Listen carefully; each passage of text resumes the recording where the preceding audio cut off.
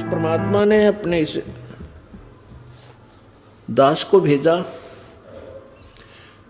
तो ये क्या बताना चाहते हैं कि आपका भाव अपने सतगुरु के प्रति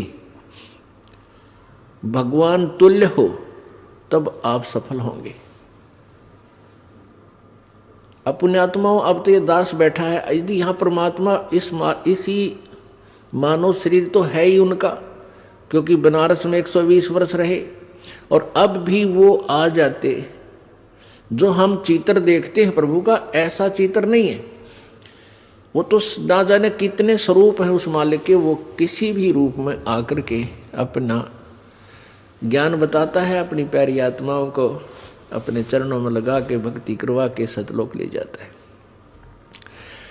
अब आज हम भगवान की तलाश कर रहे हैं, और परमात्मा क्या अनमोल वस्तु है, क्या अनमोल है, कितना उसके अंदर गुण है।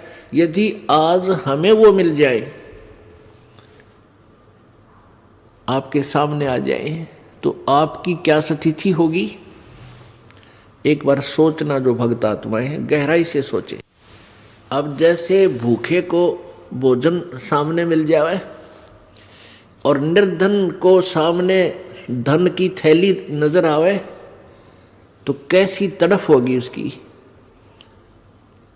प्यासे को पानी मिल जावे तो कैसी श्रद्धा करेगा, टूट कर पड़ेगा उसके ऊपर। धन है तो ठाकर सीने का यूं देख कर भाग लेगा, छुपा दूं कि तो इसने कोई देख ना ले। और सामने भोजन है तो ऐसी सब टूट के पड़ जाएगा, फटाफट खाएगा, अपनी जान बचाएगा। ऐसे ही हमें जब परमात्मा आज मिल जाए, आपके सामने आ जाए, क्योंकि हम उसी की तलाश में तो भटक रहे हैं, तो आपकी कैसी श्रद्धा होगी, ये आप अपने अपने स्तर से सोच सकते हैं। अब वो भगवान यहाँ आ जाए, अरदास के स्थान पर बैठकर सत्संग करने लग जाए, क्योंकि ज्ञान तो देना ही पड़ेगा उन्होंने, तो आपकी कैसी भावना होगी।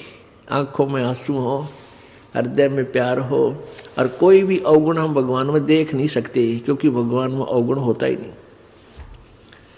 तो यहाँ हम इसी दृष्टिकोण से परमात्मा के भेजे हुए इस दास को आपने ऐसे ही देखना है, ऐसे विचार रखने, ताकि आपकी आत्मा परमात्मा पाने योग्य बनी रहेगी, उसमें मैल नहीं आवेगा।